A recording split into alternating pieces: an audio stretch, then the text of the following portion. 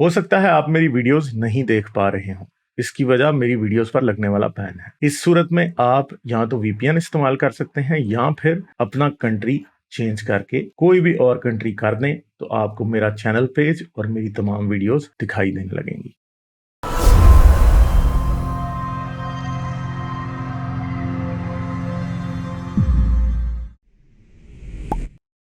آداب دوستوں، میں ہوں غالب کمال اور آپ مجھے یوٹیوب پہ دیکھ رہے ہیں۔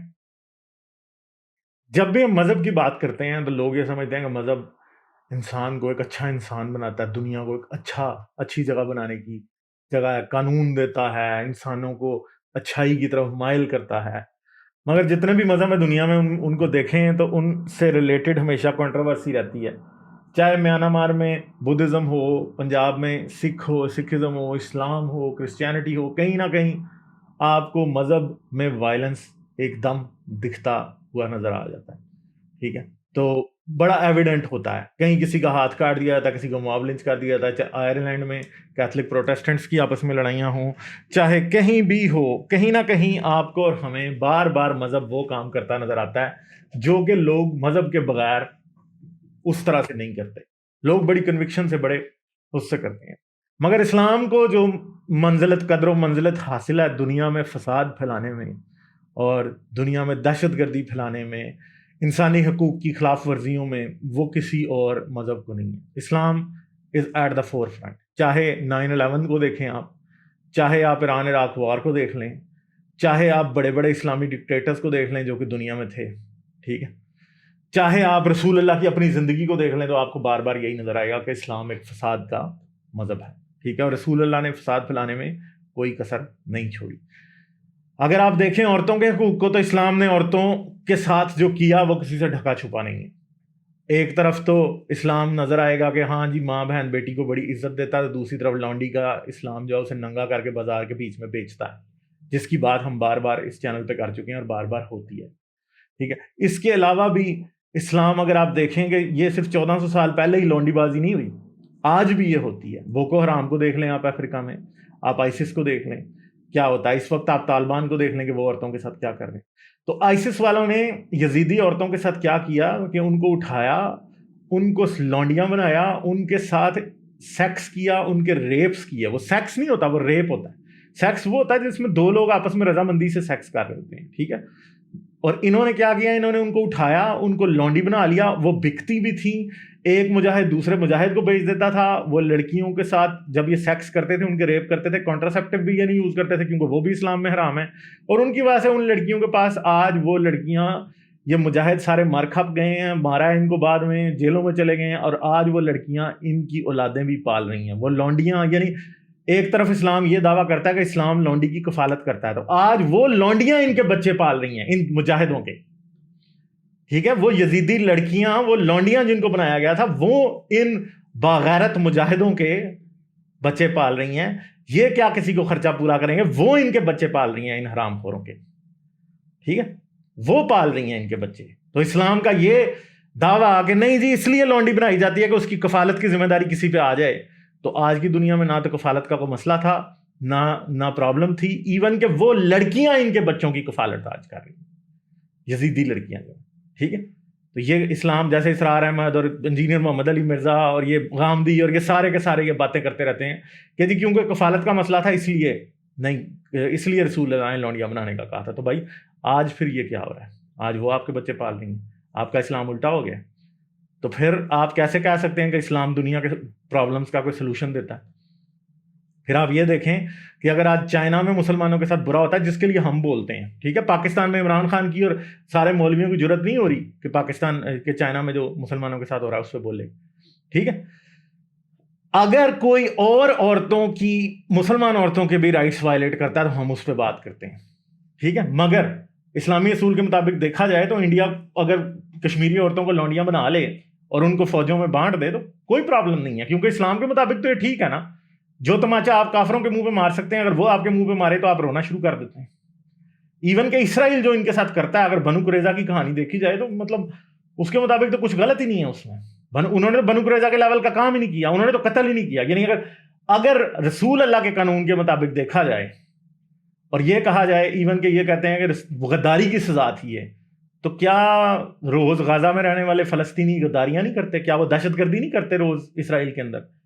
تو پھر اگر ان پہ یہ جو غداری کی سزا رسول اللہ نے بنو قریظہ کے کیس میں مقرر کی تھی، تو اس کے مطابق سارے فلسطینی لوگوں کو لائن میں کھڑا کر کے یہودی جو ہیں وہ گولی مار سکتے ہیں.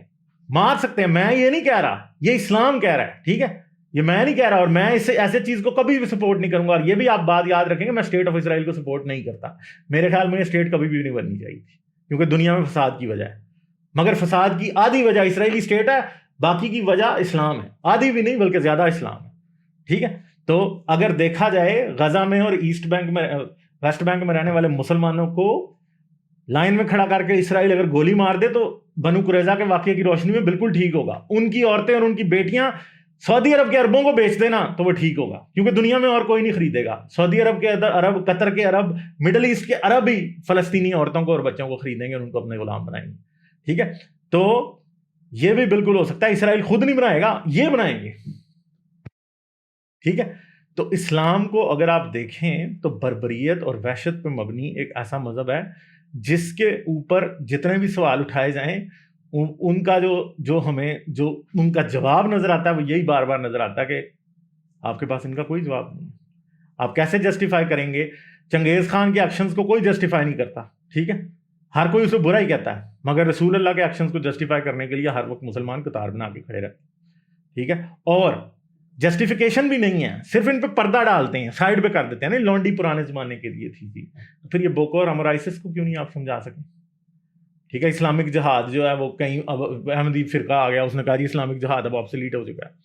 تو بھائی رسول اللہ نے تو نہیں اسے آبسلیٹ کہا تھا، اور رسول اللہ کے اسوائے حسنہ آخرت تک مشعل راہ ہیں. تو مشعل راہ کیسے مشعل راہ ہے کہ انسانیت کا خون بہا کے، خوشی سے خون پی کے اور اپنے آپ کو نیکوکار کہا جاتا ہے. تو یہ باتیں ہیں، چاہے لونڈی ہو، چاہے غلام ہو، چاہے دہشت گردی ہو. دنیا میں اور مذہبوں کے لوگ اس بات میں بلیو نہیں کرتے، موسٹلی نہیں اس بات میں بلیو کرتے کہ جو ان کے ریلیجن میں نہیں بلیو کرتے وہ واجب القتل ہیں. یہ بلیو نہیں کرتے.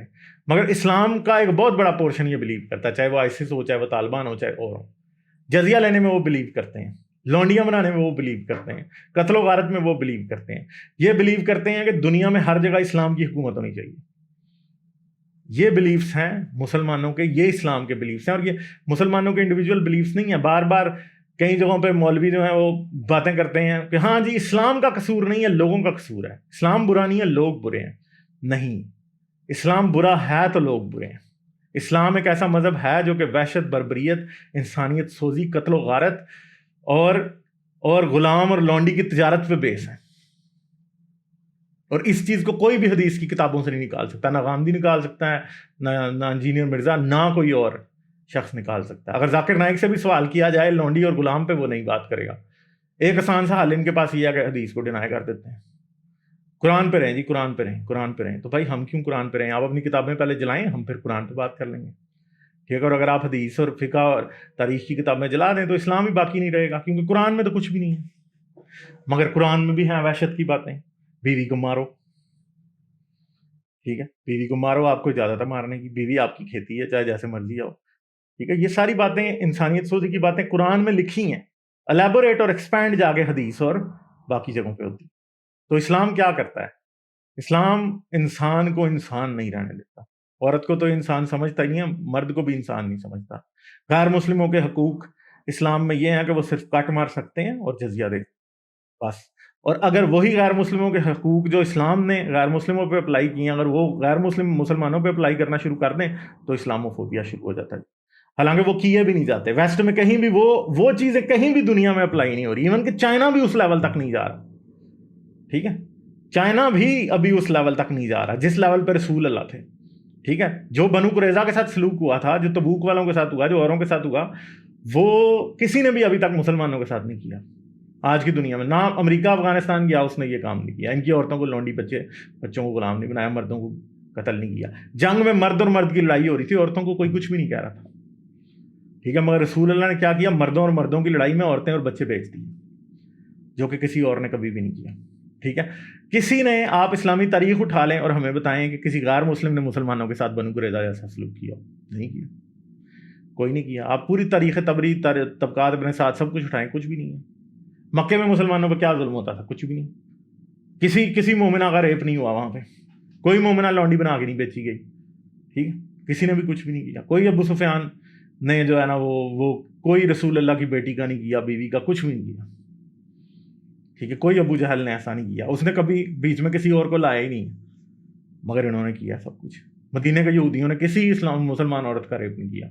मदीने के यहूदियों ने, बनु कुरैज़ा ने, बनु नज़ा ने, जितने भी 7-8 कबीले थे, उनमें से किसी ने भी किसी मुसलमान औरत का कभी रेप नहीं किया।